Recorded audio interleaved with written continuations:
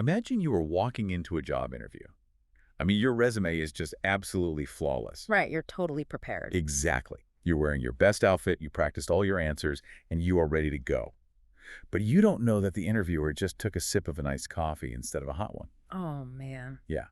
And because of that single, entirely irrelevant drop in physical temperature, your odds of getting the job just plummeted. It is wild how that works. It really is. So welcome to the deep dive. Today we're taking a massive stack of foundational social psychology research, the landmark papers that really define the field, and we're using them to dissect social cognition.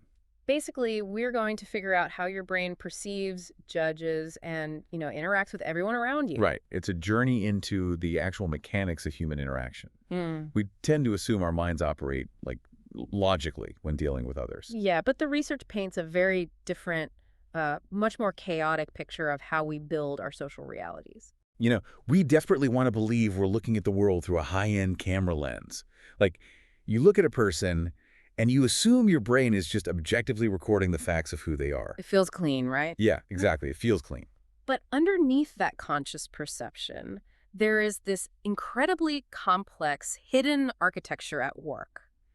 I mean, to grasp how that iced coffee ruins your job interview, we first have to recognize that the human brain operates in two distinct gears. The two systems. Right. Psychologists call them System 1 and System 2. So System 2 is the gear you are actually aware of. That's the conscious one. Exactly. It Right. is your slow, deliberate, logical reasoning.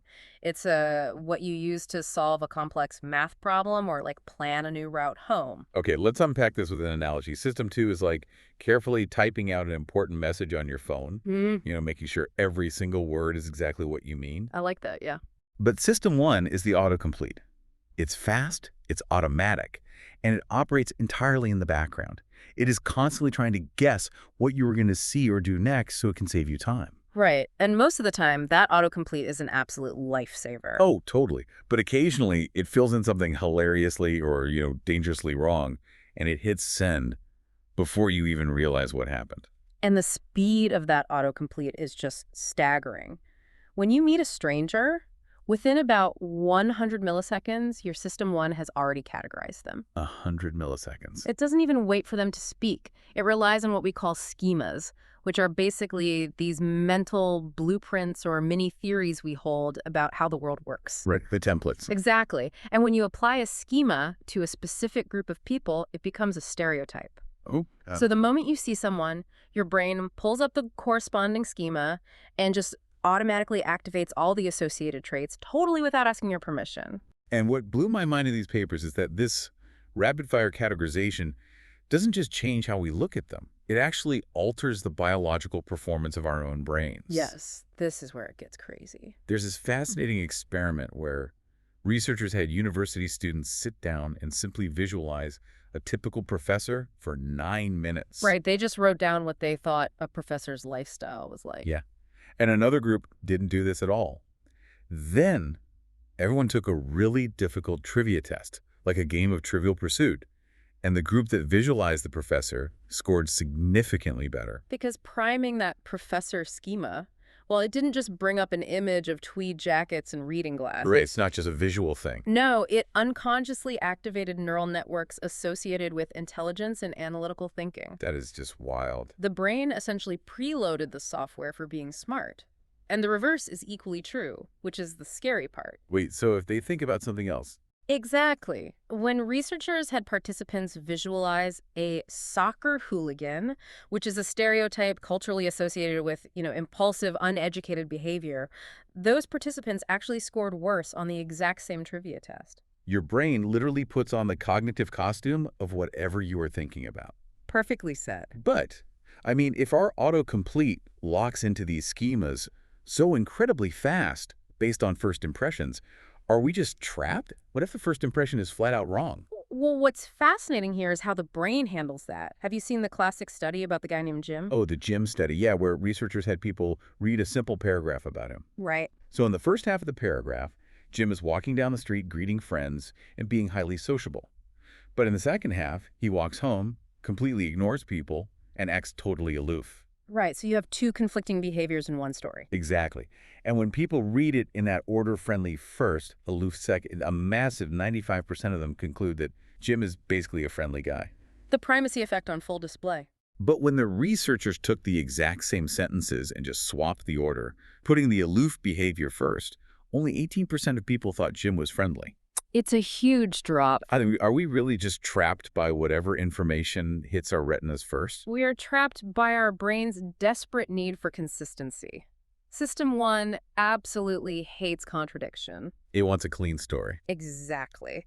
So once it makes that initial split-second judgment like Jim is friendly, it actively twists all subsequent information to protect that original theory. Oh, I see. Yeah, so if Jim acts aloof later, your brain doesn't naturally say, my initial hypothesis was incorrect. Right, it makes excuses for him. It says, Jim is clearly a friendly guy who is just having a really stressful afternoon. We assimilate new data to fit the old conclusion. We effectively blind ourselves to reality just to avoid the discomfort of changing our minds. So your brain traps you in this autocompleted reality inside your own head. But what's terrifying is that this distortion doesn't stay locked inside your head. No, it definitely leaks out. It actually leaks out and rewrites the physical behavior of the person you were judging. Yeah, this is where we cross into the self-fulfilling prophecy. Our false beliefs literally have the power to manufacture their own reality. Like the job interview study. Exactly. That landmark study analyzed high-stakes job interviews. Researchers recorded white interviewers evaluating black applicants. Okay. And they found that entirely unconsciously, the interviewers were displaying a much less friendly physical demeanor. They were making less eye contact, right? Less eye contact, leaning away, even stammering slightly. So they were leaking their internalized schemas through their body language. Precisely. And to prove the actual impact of this, the researchers ran a second phase. This is the part that is just mind-blowing. Yeah, they trained interviewers to replicate that exact less friendly body language, but this time they used it on a new group of all-white applicants. And the applicants completely bombed. Independent judges rated their interview performance as significantly worse. Yeah. The interviewer's unconscious bias shifted their posture, which made the applicant incredibly uncomfortable, which degraded the applicant's performance. The total feedback loop. And then the interviewer looks at that poor performance and says, see, I knew they weren't qualified. The target is pulled into confirming a stereotype they never even knew was in the room. And that degradation of performance, it happens even when the prejudice isn't coming from another person. Wait, really? Yeah, it can happen purely from the pressure inside your own head. It's a phenomenon known as stereotype threat. Oh, right. So when a person enters a situation where they fear they might confirm a negative stereotype about their own group, like, say, a woman taking an advanced calculus exam or an older person taking a memory test. The mere presence of that stereotype acts like a cognitive parasite That's a great way to describe it. because it literally drains your working memory. It's like trying to render a 4K video on your laptop while it's also running a massive antivirus scan in the background. Yes, exactly. Your brain is trying to solve the calculus problem, but a huge chunk of your mental RAM is being consumed by the anxiety of the stereotype and just monitoring your own performance. You don't have enough processing power left for the math. But the crazy thing is, the moment researchers remove that threat by simply telling the participants, hey, this specific test does not measure innate ability, that performance gap vanishes entirely. It completely disappears. It really proves just how heavily the immediate situation dictates human behavior. Yeah. Yet, the great irony of social cognition is that when we watch other people act, we are completely blind to their situation. We just ignore the context. We assume everything they do is because of who they are fundamentally. This is what we call the fundamental attribution error. We assume personality drives everything and we ignore the situation. Exactly. There is a brilliant study that illustrates this using a simulated quiz game. A trivia one, right? Yeah. Researchers randomly assigned students to be either a questioner or a contestant, and the questioner's job was to invent 10 incredibly obscure trivia questions based on their own personal hobbies. Which is such an unfair advantage. Totally. Naturally, the contestants really struggled to answer them. But when objective observers were asked to rate the intelligence of both people, they rated the questioner as vastly more intelligent. Here's where it gets really interesting. I mean, they are watching a rigged game. They know it's rigged. Right. They know the questioner gets to make up the questions based on their own weird niche knowledge. But they still think the questioner is a genius. It defies logic. It's like judging an actor's real-life morality based entirely on the evil villain they play on TV. Like, we know they're reading a script. Right, the script is the situation. The script is the situation. But we still feel like, deep down, they must be a terrible person in real life. We ignore the script and blame the soul. That is the perfect way to look at it. We ignore the script. However, it is crucial to understand that this specific blind spot, the fundamental attribution error, it is not universally hardwired into all human brains. Oh, right, the cultural differences. Yeah, it is heavily shaped by cultural history. The fundamental attribution error is absolutely rampant in Western cultures, which utilize what we call analytic thinking. Meaning what exactly? Westerners are basically taught to look at the object or the person in isolation, detached from their background. Whereas East Asian cultures utilize holistic thinking. Yes.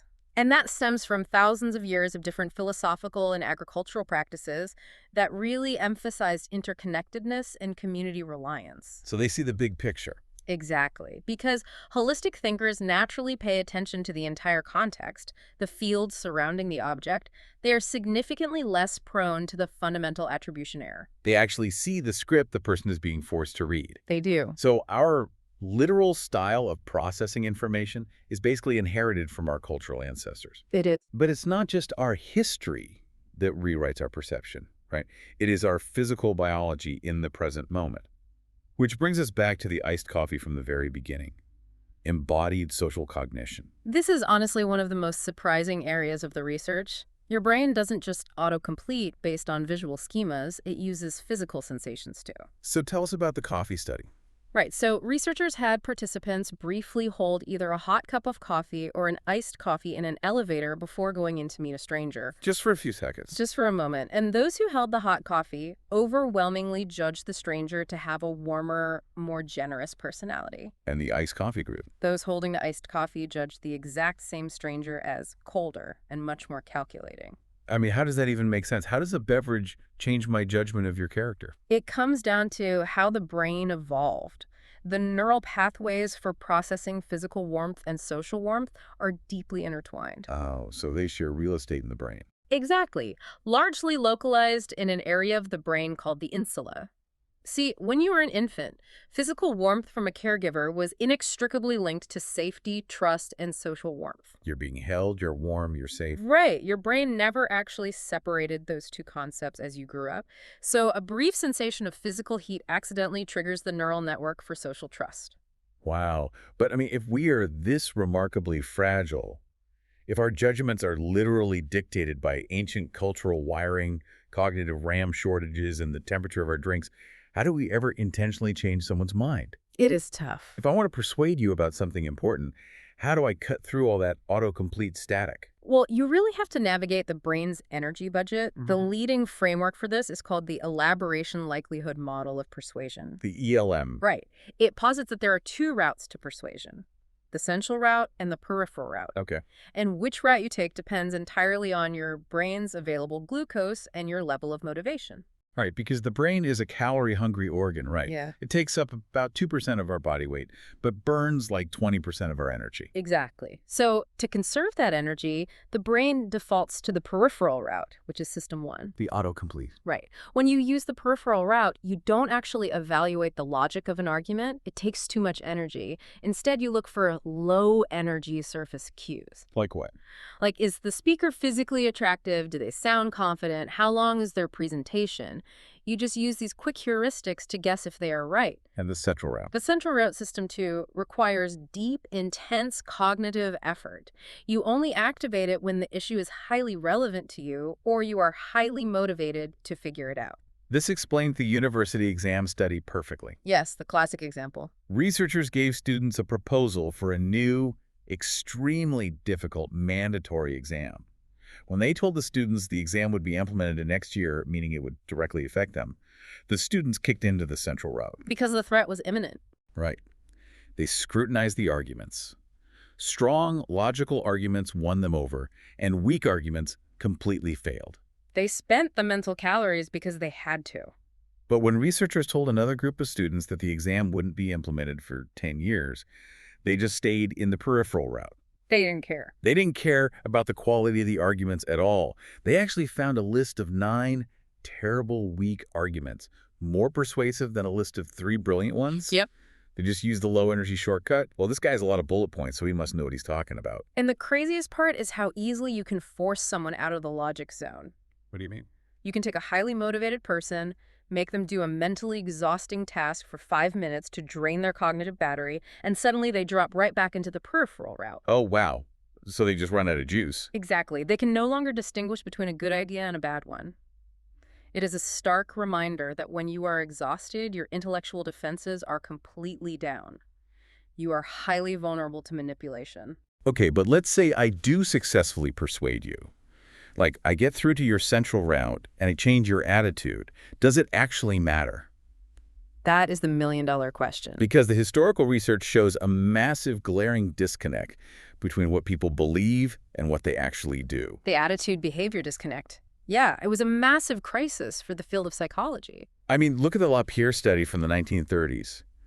A white professor travels across the United States with a young Chinese couple during a period of intense, widespread anti-Asian prejudice. Right. They go to over 200 hotels and restaurants, and they are served virtually everywhere with absolutely no problem. Face-to-face, no issues. But months later, the researcher mails a survey to every single one of those businesses asking, will you accept members of the Chinese race as guests? And the results were shocking. 92% of them explicitly wrote back and said, no, we will refuse them service. They professed deep prejudice on paper, but acted with total hospitality in person. Wait, if 92% say they will refuse service, but they had literally just served them, months prior, that completely breaks the basic assumption of human behavior. It really does. If our attitudes don't drive our actions, what is driving the car? Why do we even bother with political polling or consumer surveys if people's stated beliefs don't dictate their reality? It's a completely valid challenge, and honestly, it took researchers decades to unravel it. So what did they find? They eventually discovered that attitudes do predict behavior, but only under highly specific conditions. General attitudes are terrible predictors. Give me an example. Okay, so if you ask someone, do you care about the environment? Their yes won't predict whether they will recycle a specific aluminum can that afternoon. It's too vague. Right. But if you ask their attitude specifically about recycling aluminum cans at work, the prediction gets much, much tighter. Okay, that makes sense. Furthermore, the attitude must be formed through direct personal experience, and most importantly, the situational pressure in the moment of action usually overrules the internal attitude. Ah, the situation strikes again. So standing in a lobby face-to-face with a respected professor and a well-dressed couple creates immense social pressure to just be polite. Exactly. Which completely steamrolls the theoretical prejudice they hold in their heads. The immediate situation wins almost every time. So we've established that our internal wiring is messy, easily manipulated by fatigue, and often completely disconnected from our actual behavior. Let's map this chaotic cognitive architecture onto the most intense social behavior of all, falling in love. Oh, this is a fun one. How does System 1 autocomplete romance? Oh, it begins by obliterating the most famous romantic comedy trope of all time. The idea that opposites attract. Wait, so the rebel and the straight-A student aren't actually destined for each other? The data strongly disagrees with Hollywood on this one. Oh, man. I know. The research overwhelmingly points to similarity as the engine of long-term attraction. The matching hypothesis shows that we pair up with people who match us. Like in terms of background? Not just in sociological background like education or religion, but in psychological traits, intelligence, and even our level of physical attractiveness. We seek out our own reflection. Which honestly makes sense when you look at another major driver of attraction, the mere exposure effect. Oh, the mere exposure effect is huge. We simply like things because we are exposed to them frequently. Yeah. There is this mind-bending study where researchers took photographs of college women. They printed the true image and they printed a mirror reversed image. Right. The women themselves vastly preferred the mirror image, but their close friends and romantic partners preferred the true image. And the mechanism behind that is purely evolutionary. You look at yourself in the mirror every single day, right? Yeah. So that reversed image is what is familiar to you. Your friends see your true face, so that is what is familiar to them. And familiarity is good. Exactly. To our ancient ancestors, anything novel or unfamiliar was a potential threat, like a predator or a poisonous plant. Something you have seen 100 times is, by definition, not going to kill you. So our brains evolved to equate familiarity with safety. Yes, which we consciously experience as the feeling of liking. So what does this all mean for us? Wait, if I want someone to fall for me, the science says I shouldn't try to be exotic or play hard to get. I should just make sure we have matching resumes and then physically stand near them as much as possible so their ancient brain registers my face as a non-threat. I mean, when you put it like that, That sounds like terrible, borderline creepy dating advice. it is definitely a risky strategy if you misunderstand the mechanism. Okay, clarify it for me. Proximity and mere exposure only amplify your initial reaction. The first impression. Right. If you make a positive or even neutral first impression, then yes, standing nearby over time breeds familiarity and liking. But if that initial split-second autocomplete was negative, if they found you arrogant or unpleasant, then sustained proximity acts as a magnifying glass. Oh no. It just makes them despise you more intensely. Do not loiter if you already blew the first impression. Got it. But what happens when that initial liking actually turns into deep companion and love? That is where we see the phenomenon of self-expansion. When people fall deeply in love, their cognitive boundaries literally blur. Blur how? The vocabulary they use to describe their own personal identity expands to include the traits, resources, and perspectives of their partner. Cognitive fusion. Huh? I love the reaction time studies on this. Those are amazing, yeah. When you ask married people to sit at a computer and quickly identify traits that describe themselves, but not their spouse, their reaction times actually slow down. They hesitate. They hesitate because they have so thoroughly included the other in the self. Their brain has to dedicate processing power to parse out where their personality ends and their spouse's begins. The two schemas have literally merged into one. Wow. We have covered some serious terrain today. I mean, we started with 100-millisecond stereotyping, saw how those schemas leak out to rewrite the behavior of job applicants. We learned how hot coffee and mental exhaustion hijack our judgment, and ended with the complete merging of identities in romantic love. And looking at all of this brings up a massive debate currently raging in the field between two prominent researchers. Oh, the dice rules and pain debate. Exactly. Aptexter argues that we actually should trust our System 1 autocomplete. He points out that it's the engine of brilliant intuition, creative breakthroughs, and really the only way we survive the sheer volume of daily decisions. Because it's fast. Right. It's highly evolved. He argues it only fails us when it's fed toxic data from a biased society. But on the other side, B. Keith Payne looks at the exact same data and says we absolutely cannot trust it. Not at all. System 1 is a primitive survival toolkit operating in a modern world it was never designed for. It's the root of prejudice, it ignores context, and it makes terrible statistical errors. Like why we are terrified of shark attacks but casually text while driving even though the math screams we have it backward. And the unsettling reality is that there is no off switch. We cannot uninstall System 1. We have to navigate the world with both gears running simultaneously. Which brings us back to that camera lens we talked about at the very beginning. We desperately want to believe we are looking at the world through high-end glass, capturing objective reality. But we aren't. We aren't. We are looking through a lens smeared with evolutionary survival shortcuts. The cultural history of our ancestors, the temperature of our hands, and the nonstop, relentless autocomplete of our biases. It's a lot to process. It really is. So I want to leave you with this final thought to mull over today. If your thoughts, your judgments, and even your romantic loves are so heavily shaped by all these invisible automatic forces running in the background, how much of your social world is genuinely yours, and how much is just your brain's autopilot running the show?